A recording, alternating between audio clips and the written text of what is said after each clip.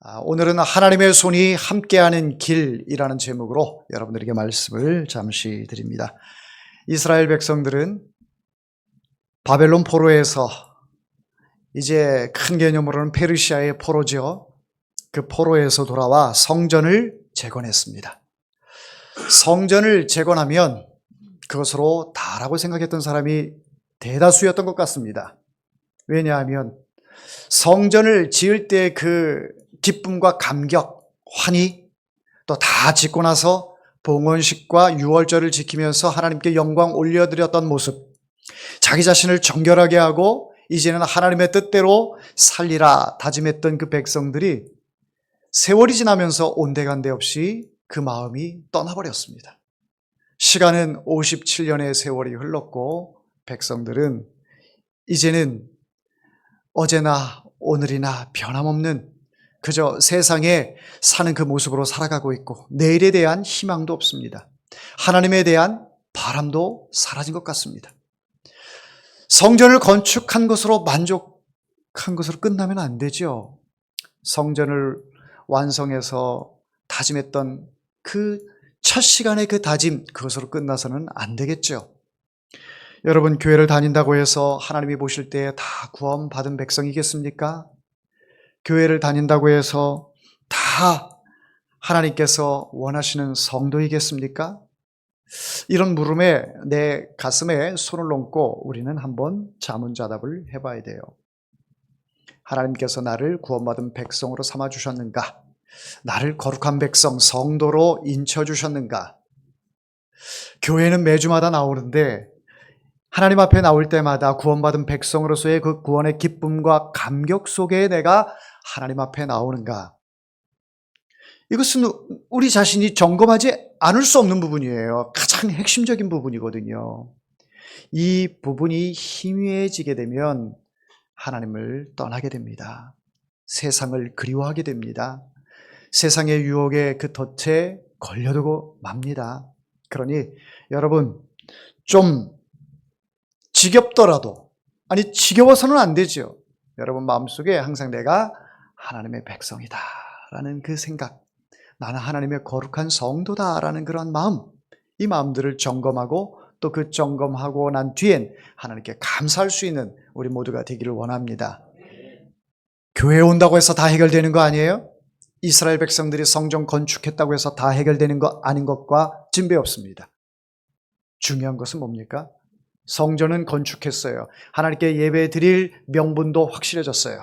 그동안 포로 생활하면서 예배 드리지 못했던 거, 하나님과의 만남이 소홀했던 거, 이런 모든 것들이 성전 건축을 통해서 이스라엘 백성들에게는 이제는 드디어 하나님과 함께하는 시간, 하나님을 만나는 시간, 하나님의 음성을 들을 수 있는 시간, 여기까지 나아가면서 하나님의 말씀을 사모해야 되는데 그것이 하루, 이틀, 사흘 계속하면서 나의 인생의 삶의 습관이 되어야 되는데 그렇지 못했습니다. 여전히 삶 속에서 나를 끌어당기는 그 어두운 세력들이 하나님과의 관계를 멀어지게 하고 나를 자꾸 세상의 구렁텅이로 끄집어 들어가고 있습니다. 그러니 나이는 먹었는데, 나이는 먹고 또 신앙의 연조는 오래됐는데 이스라엘 백성들이 여전히 하나님 앞에서 올바로 서 있지 못하고 하나님이 그들에게 복 주시기에 합당하지 않은 모습이 그들에게 많이 있었음을 말씀을 통해서 보게 됩니다. 사랑하는 성도 여러분, 우리 다 하나님 앞에 내려놓읍시다. 신앙의 연조 내려놓읍시다. 직분이 오래된 거 다 내려놓읍시다. 직분 가지고 있는 거 다 내려놓읍시다. 하나님 앞에 그저 성도이면 되는 거예요. 저도 목사이기 전에 하나님 앞에 성도입니다. 하나님의 거룩한 백성.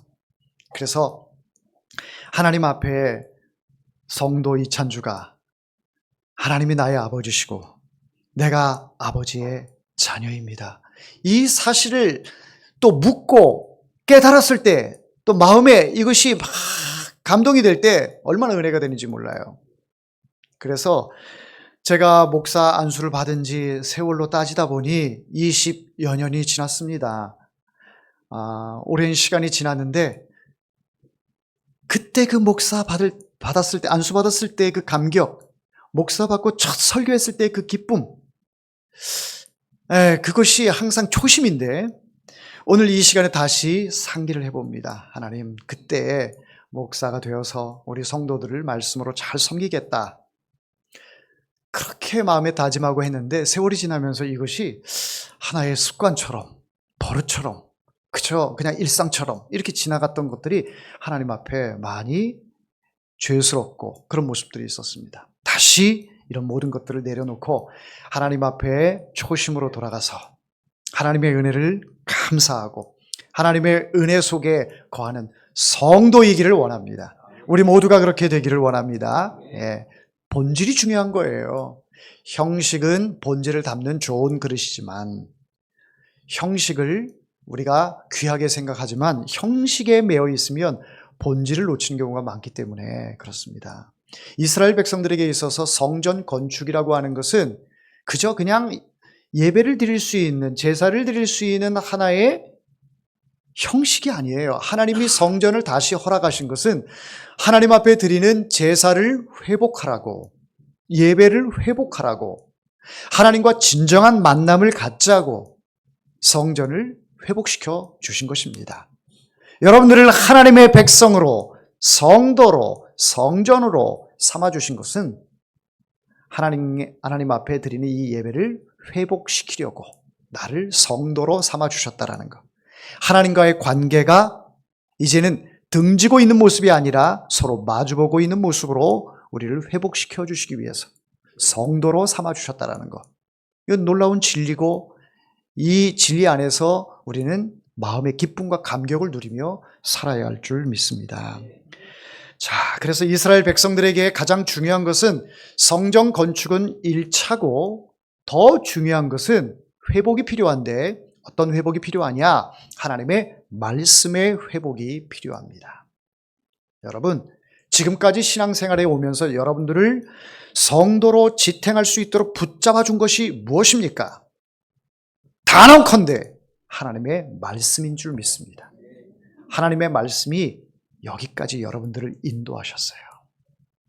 어떤 인맥으로, 관계로, 어떤 자기의 이익을 위해서 이런 생각으로 교회에 왔다면 여러분들 이내 실증을 느끼면서 다 세상으로 돌아갔을 거예요. 그러나 하나님께서 여러분들이 힘들고 어려울 때마다 말씀으로 붙잡아 주시고 말씀으로 일으켜 세워주시고 말씀으로 치유하시고 이 말씀을 통해서 하나님의 자녀가 다시 내 마음속에 내가 하나님의 자녀야. 하나님의 자녀에게만 하나님께서 말씀을 하시는데 그 말씀이 나에게 임했으니 이 얼마나 기쁘고 감격스러운 일이에요. 그러니 오늘 이 자리에 나와 있는 것 또한 하나님의 말씀이 회복이 되었고 앞으로도 더 내가 깨닫지 못하고 무지몽매한 내 자아가 하나님의 말씀으로 더 깨어지기를 하나님께서 원하시기 때문에 오늘도 주의 종을 통하여 하나님의 말씀이 여러분에게 선포되는 줄 믿습니다. 이스라엘 백성들에게 있어서 가장 중요한 본질, 핵심 바로 하나님의 말씀 회복이었습니다. 그래서 말씀 회복을 위해서 한 사람을 세우는데 그 사람이 누굽니까? 에스라입니다. 에스라를 하나님께서 세우는데 그 바벨론 포로에서 예루살렘 성전까지 오게 되는데 그 거리가 무려 1500km에 달하는 거리입니다. 4개월을 꼬박 걷고 해야 올 수 있는 그런 거리입니다. 그런데 이 바벨론에서 예루살렘까지 1500m의 이동 거리 가운데에 혼자 온다면 더 빨리 갈 수도 있었겠지요. 그런데 그렇지 않습니다. 많은 것들을 대동합니다. 어린아이, 노인, 또 이스라엘 백성들 같이 귀환하는 사람들, 이것뿐만 아니라 많은 재물까지도 같이 가지고 예루살렘 성전으로 향하고 있어요.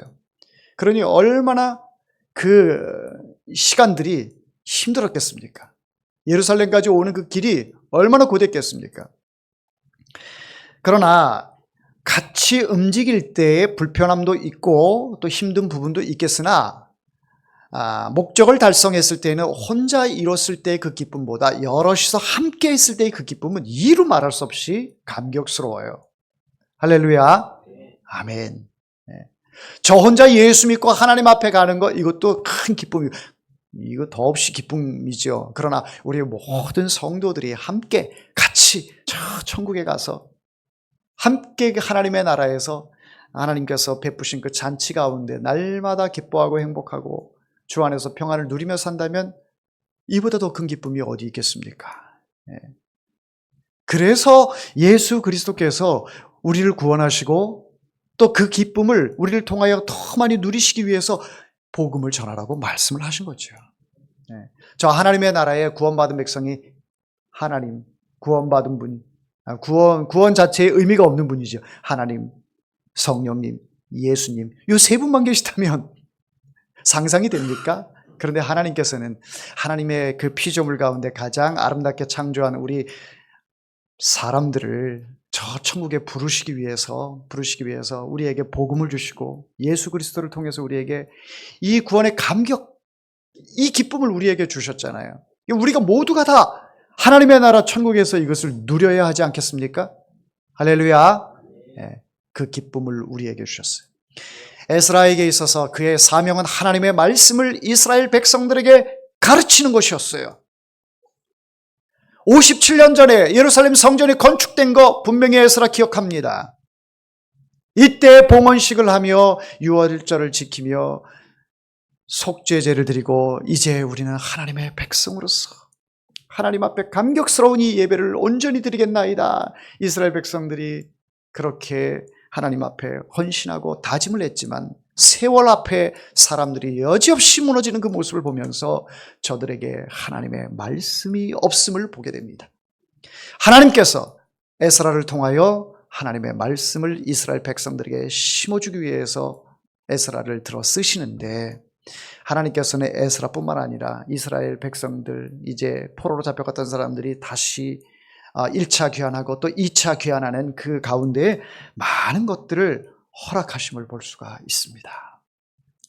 이스라엘에게는 얼마나 뜻깊은 그런 시간들인지 모릅니다. 자, 그런데 오늘 제가 여러분들에게 드리고자 하는 것은 세 가지로 말씀을 드리겠습니다. 하나님의 일은 사람을 준비하시는 것에서 시작된다라는 것입니다. 할렐루야.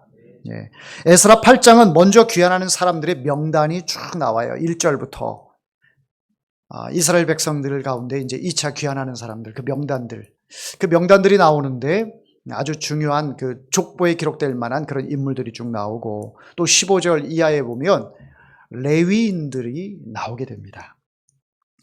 자, 이 명단 가운데 아주 중요한 의미가 있는데 하나님은 일을 하기 전에 사람을 준비시키는데 에스라를 통해서 어떤 것을 바라보게 하셨냐면 지금 이스라엘 가운데 가장 중요한 것이 뭐냐? 지금 꼭 필요한 인물들이 있어야 되는데 그 필요한 인물이 무엇이냐? 봤더니 다른 사람들은 다 있는데 레위인들이 없는 거예요. 레위인들. 그래서 15절부터 20절까지 말씀은 레위 사람들을 찾습니다. 레위 사람들을 찾아요.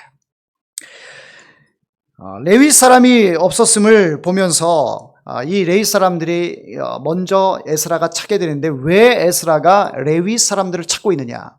여러분,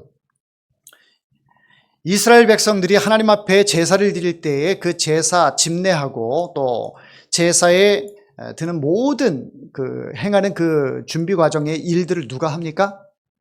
레위인들이 하죠. 레위인들. 민수기 3장 6절 말씀에 보면 레위 지파를 가까이 나오게 하라 이렇게 말씀하셨어요. 레위인들이 가까이 나오게 해서 아론을 수종 들도록 하여라. 대제사장인 아론이 하나님 앞에 제사 집례를 할 때에 레위인들이 같이 이 제사를 도우며 또 성도들이 하나님을 향할 수 있도록 제사 드리는 제반의 모든 일들, 준비 과정들 이런 것들을 레위인들이 했었어요. 그런데 이 레위인들이 없다 보니 이스라엘 백성들이 하나님 앞에 온전히 제사를 드리기가 어려웠던 것이죠. 그래서 이 레위인들을 그 사람들을 찾고 또 18절 말씀에 보면 우리 하나님의 선한 손에 도우심을 입고 하나님의 선한 도우심으로 레위인들이 이제 고국으로 돌아가서 이스라엘의 하나님께 드리는 제사를 다시 회복하는 데 가장 중요한 사람들이기 때문에 에스라는 이 레위 사람들을 세우는 것을 가장 우선순위로 하였다라는 것입니다. 레위인이 없으면 성전 예배 시스템이 돌아가질 않습니다. 이스라엘 백성들의 귀환의 목적은 하나님 앞에 제사를 회복하는 것이었고, 성전 건축도 제사를 회복하는 것이었어요. 예배를 회복하는 것이었어요. 그 회복하기 위해서는 수종드는 자들이 있어야 되는데 바로 레위인들이었다라는 것이죠. 여러분, 에스라의 귀한 목적은 단순히 말씀만 가르치는 것이 아니었습니다. 예배를 회복하고 하나님의 말씀을 그 가운데에 백성들에게 심어주는 것이었습니다. 그래서 이 레위인들을 먼저 세우는 일에 이 에스라가 먼저 생각을 하고 사람들을 세우게 되었던 것이죠. 즉, 하나님께서는 하나님의 일을 하실 때에 사람을 먼저 세운다라는 거예요. 여러분, 하나님 앞에 여러분들이 세워지기를 원하십니까? 하나님 앞에 쓰임받기를 원하십니까? 나 말고 다른 사람을 통해서 그것은 불신앙이에요. 여러분, 그동안 그렇게 살아오셨다면 내 속에 있는 이 불신앙들을 하나님 앞에 내려놓으시기를 바랍니다. 하나님, 나를 통해서 하나님의 일에 쓰임받는 자가 되게 해 주옵소서. 하나님 부르시는 그날까지 나를 사용하옵소서. 우리 이 찬양을 불렀듯이 여러분이 하나님 앞에 귀하게 쓰임받는 사람, 하나님이 사용하는 사람, 하나님이 세운 사람, 공동체를 위하여 희생하고 헌신하는데 여러분이 세워지는 그 사람이 되어야 할 줄 믿습니다. 자, 두 번째는 하나님의 일은 기도로 시작한다라는 것을 본문에서 말씀하고 있습니다. 본문의 핵심 장면이 21절에서 23절 가운데 나오는데 아하와 강가에서 한 가지 일을 하게 됩니다. 에스라가 선포하게 되는데 바로 금식을 선포하고 하나님 앞에서 스스로 겸비하여 이제 백성들과 함께 금식으로 나아가는 것을 볼 수가 있습니다. 여러분, 금식을 왜 합니까? 먹고 힘내서 하나님의 일을 해야지요. 이렇게 가르치는 분도 계십니다. 옳습니다. 금식하는 것보다 더 잘 먹고 건강해서 하나님의 일을 하는 것도 중요합니다. 그런데 금식이라고 하는 것이 성경에 우리에게 매우 유익함을 말씀하고 있어요. 금식을 통해서 하나님께서 우리에게 주시는 그 은혜가 굉장히 큽니다. 그러므로 쓸모없는 것을 성경에 기록하고 있지 않겠죠? 기록하는 것이 아니겠죠? 우리에게 분명히 유익하고 하나님께 영광이 되기 때문에 금식하라고 말씀을 하고 있습니다. 금식의 유익은 이렇습니다. 영적인 목적이 있을 때 우리가 금식을 하게 돼요. 즉, 내가 하나님 앞에 너무 큰 죄를 저질렀어요. 그런데 하나님의 은혜를 깨닫고 이제 죄를 뒤집어 쓰고 하나님께 회개를 합니다. 회개를 하는데 잠깐 10분, 20분, 30분 그렇게 기도하는 게 아니에요. 내 속에 있는 이 쓴뿌리들을 다 하나님 앞에 다 끄집어내놓고 회개하려고 하니 먹고 힘을 얻어서는 회개가 안 나와. 금식을 하는 거예요. 하나님, 나는 먹을 자격도 없는 사람입니다. 먹을 자격도 없고 이런 사람에게 이렇게 여기까지 인도하셨으니 내 죄를 하나님 앞에 고백하고 다시는 그와 같은 죄를 범하지 않겠다고 이 고백하는데 밥맛이 떨어지는 거예요. 하나님의 처분만 기다리는 거예요. 죽이시든지 살리시든지. 이 영적 결단이 있을 때 금식의 유익을 또 하나님께서 우리에게 허락하심을 봅니다. 두 번째로는 중요한 결정을 앞두고 우리가 금식을 합니다. 어떤 일에 있어서 이것을 내가 해야 되는지 말아야 되는지 이런 고민이 있을 때 하나님께 금식하며 나아가면 하나님께서 응답을 주시죠. 또 어느 때에 금식을 합니까? 위기와 간절한 기도의 제목이 있을 때, 이럴 때 우리가 금식을 하게 됩니다. 내 삶 가운데 위기가 닥쳤어요. 그것이 금전적인 문제든 건강의 문제든 어떤 문제든 자녀의 문제든 다양한 형태로 우리에게 위기가 오고 또 간절함이 생기는데 그럴 때 어떻게 합니까? 그 절박한 가운데는 세상을 의지할 수가 없어요. 사람을 바라볼 수가 없어요. 하나님만 바라보셔야 돼요. 그때 하나님께서 금식을 하게 하세요.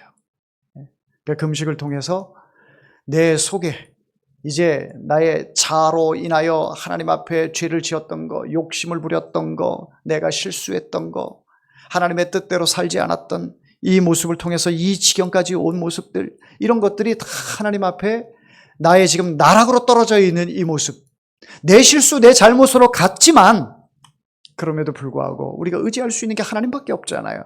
그러니 금식하며 나가게 됩니다. 또 한 가지는 하나님께 더 집중하기 위해서 금식으로 나갈 때가 있습니다. 가령 한 해의 계획을 딱 세우려고, 내년도 계획을 세우려고 할 때에 목회자가 금식하며 기도원으로 들어가는 경우가 있고, 또 여러분들 개인적으로 어떤 계획을 세울 때에 집중해서 이 집중력이 필요할 때 하나님께 금식하며 하나님의 뜻을 구하는 그런 때도 금식으로 나가게 됩니다. 이런 금식은 흉악한 결박을 풀어주는 하나님의 역사가 나타납니다. 할렐루야.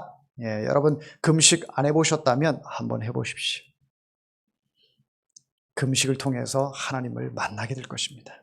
금식을 통해서 하나님의 뜻이 무엇인지 깨닫게 될 것입니다. 금식하라고만 하면 여러분들 마음이 속상하니까 밥을 많이 먹고 영양을 잘 섭취하고 힘을 얻어서도 하나님의 일을 하셔야죠. 할렐루야. 예, 두 가지 다 겸하면 좋습니다. 하나님께서 은혜 주시면 금식으로 들어가서 결단하며 하나님의 뜻을 구하는 것, 그것이 더 유익함을 말씀을 드립니다. 에스라가 이스라엘 백성들에게 금식을 선포했어요. 왜 했을까요?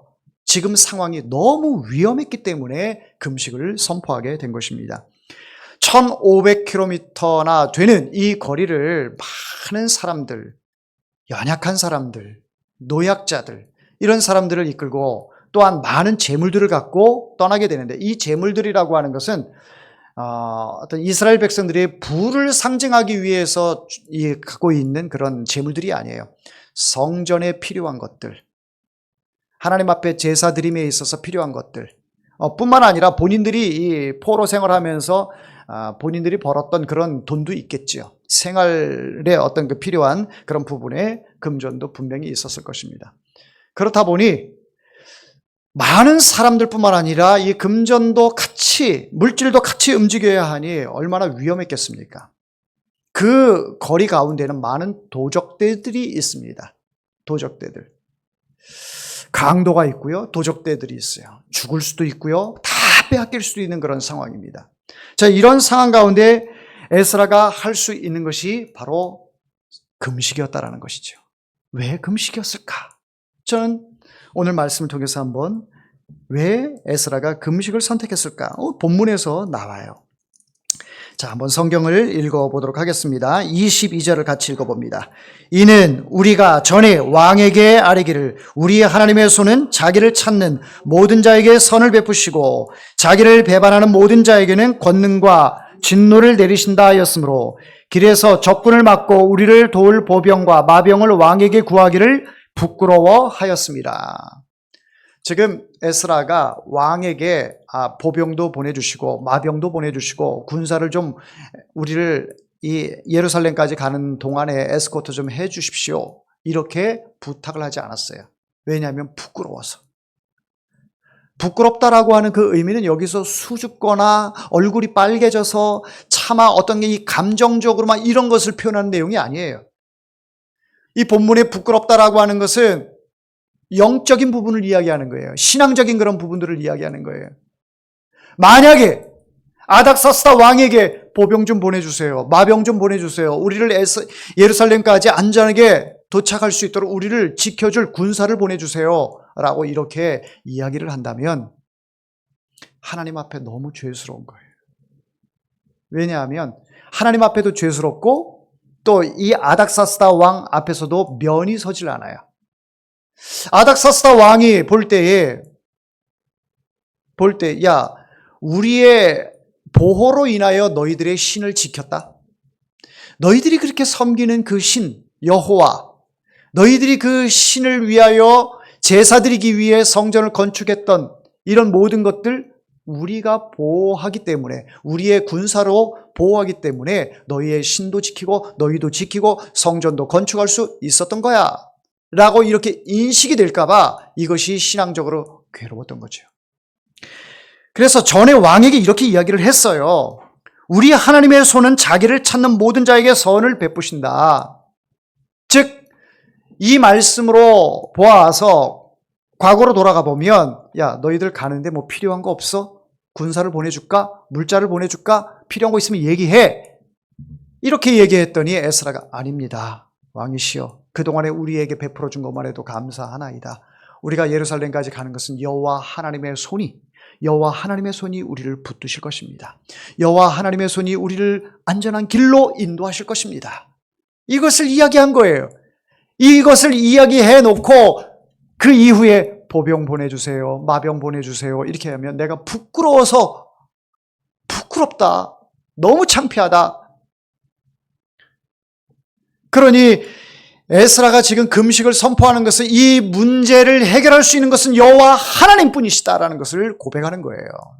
이스라엘 백성들에게 그것을 지금 금식으로 독려하고 있습니다. 우리가 여기까지 온 거, 1차 수룹바벨을 통해서 예루살렘 성전을 건축하게 된 거 하나님이 하셨다. 물론 페르시아 왕이 허락을 해서 많은 물자도 지원해서 가서 건축을 하게 됐지만 이 모든 것들을 페르시아 왕까지, 이방의 왕까지 움직이신 분이 여호와 하나님 아니시냐. 그러니 지금 예루살렘을 향해서 가는 이 여정도 분명히 하나님께서 우리를 지키실 것이다. 그러기 위해서는 우리는 무엇을 해야 하느냐? 하나님 앞에 기도하자. 하나님께서는 하나님의 일을 하실 때 기도하는 자를 찾으십니다. 할렐루야. 여러분들 삶 가운데 금식하면 좋겠지만 금식하라고까지 제가 권면드리진 않아요. 그러나 하나님께 기도하는 자를 하나님께서는 그 간구의 소리를 들으시고 응답하실 줄 믿습니다. 자, 말씀을 보십시오. 23절을 읽겠습니다. 그러므로 우리가 이를 위하여 금식하며 우리 하나님께 간구하였더니 그의 응낙하심을 입었느니라. 이 응낙하심을 입었다라고 하는 것은 하나님의 손이 실제로 역사했다라는 그런 뜻이에요. 하나님께서 실제로 역사하셨다. 우리를, 또 우리 아이를, 그다음 모든 재물을, 우리가 함께 바벨론에서 출발할 때 함께 동행했던 이 모든 것들을 하나님께서 응낙하셨다. 실제로 우리의 금식의 이 기도 소리를 하나님께서 들으셨다라고 말씀하고 있습니다. 31절을 읽어보겠습니다. 첫째 달 12일에 우리가 아하와 강을 떠나 예루살렘으로 갈새 우리 하나님의 손이 우리를 도우사 대적과 길에 매복한 자의 손에서 건지신지라. 할렐루야. 보세요. 길에서 매복한 자들이 있지요. 그 매복한 자들이 누굽니까? 어느 족속이라고 말은 하지 않아요. 그러나 분명히 산적이든지 강도떼든지 도적떼일 것입니다. 사람을 죽이고 물건을 다 빼앗아갈 그런 도적떼들입니다. 이런 도적떼들을 하나님께서 막으셨다라는 거예요. 무엇을 통해서? 아닥사스다 왕의 그 군사를 통해서? 아니요. 누구의 손길을 통해서? 하나님의 손길을 통해서. 하나님께 기도했더니 하나님께서 이렇게 역사를 하시는 것을 볼 수가 있습니다. 여러분, 하나님의 손이 함께하는 그 길 가운데에 하나님께서 시작해 하셨으니 책임져 주시는 것도 하나님의 몫이고, 또 하나님 앞에 서는 그날까지 여러분들을 지키시고 보호하실 분이 바로 하나님이시라는 사실 꼭 기억하시길 바랍니다. 우리가 이 세상 떠날 때 하나님 앞에 가져갈 것이 아무것도 없는데 참 아둥바둥 사는 모습을 봅니다. 어떤 아주 유명 강사인 신부님이 강연을 하는데 들으면서 한참 웃었어요. 그 신부님이 성당의 한 할머니에게, 성당은 권사님, 집사님 이렇게 안 부르니까 할머니라 그러더라고요. 어떤 한 할머니가 자꾸 병들어가지고 몸이 아프니까 신부님을 자꾸 부르시더래요. 신부님 와서 기도 좀 해주세요. 기도 좀 해주세요. 그래서 이 신부님이 가서 할머니에게 기도를 했어요. 그랬는데 어느 날부터는 신부님, 저 좀 하나님이 빨리 좀 데려가게 좀 기도 좀 해주세요. 저 좀 빨리 데려가게 해주세요. 너무 힘듭니다. 너무 고통스럽습니다. 그래서 하나님, 이 할머니 빨리 좀 데려가게 해주세요. 빨리 좀 데려가 주세요. 기도했대요. 그랬더니 그 할머니가 아들한테 저 신부님 다시는 오지 말라고 하라고. 다시 오지 말라고. 네, 그렇게 얘기를 했대요. 여러분, 우리가 이 땅에 오래 살고자 하는 마음은 누구나에게 다 있어요. 네, 그러나 건강하게 사셔야죠. 하나님 부르시는 그날까지 건강한 모습으로 사시되, 또 한 가지 분명히 우리가 해야 할 일이 있는데, 그것은 그냥 오래 건강하게만 사는 게 아니라 살아있는 동안 뭔가 하나님의 일을 의미 있게 하다 가셔야죠. 그렇죠? 예. 여러분들 연세 많으신 분들을 향해서 막 힘든 일을 하라 그런 얘기 안 해요. 예. 건강하게 사시는 그 자체도 참 귀한 일을 하시는 거예요. 그러나 하나님의 일이 성경에 뭐라고 말씀하고 있습니까? 하나님이 보내신 예수 그리스도를 믿는 것이 하나님의 일이다라고 말씀하고 있어요. 예수님을 믿는 것이 하나님의 일이래요. 이보다 더 귀한 일이 어디 있겠습니까? 여러분, 남은 여생 하나님의 일, 예수 그리스도를 믿는 이 일, 최선을 다해서 열심히 믿을 수 있기를 바랍니다. 그리고 여러분들 자녀들에게 그 가장 귀한 일, 내가 예수 믿는 이 일들을 자녀들에게, 이웃에게도 꼭 전할 수 있는 여러분들 되기를 주의 이름으로 축원합니다. 자, 우리가 하나님 앞에 가는 그 길까지 우리의 노력으로, 우리의 물질로, 건강으로 가는 것 같으나 절대 그렇지 않습니다. 절대 그렇지 않아요. 세상의 도움으로 절대 그렇지 않습니다. 가만히 생각을 해보면 아닥사스다 왕이 물질 줄게, 군사 보내줄게 할 때에 냉큼 받아도 누가 뭘 할 사람 없어요. 그런데 에스라는 그것을 거부하고 하나님께 기도하며 하나님의 손길을 붙들고 하나님께서 그 손길을 예비하시고 가신 그 길을 걸어갑니다.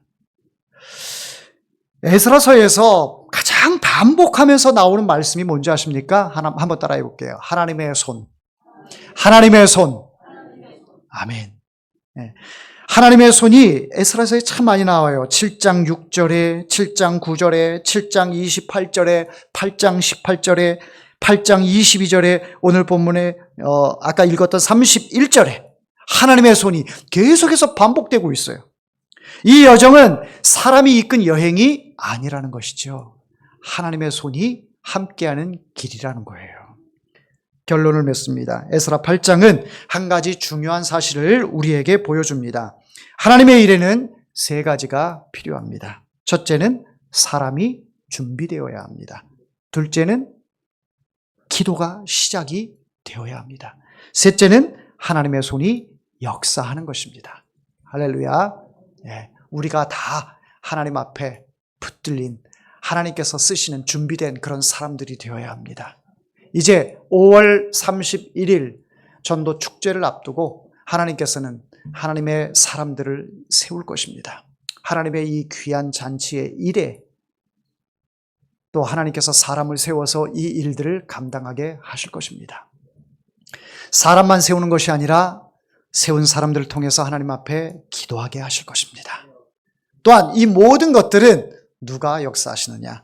하나님의 손길이 역사하실 줄 믿습니다. 기도합니다.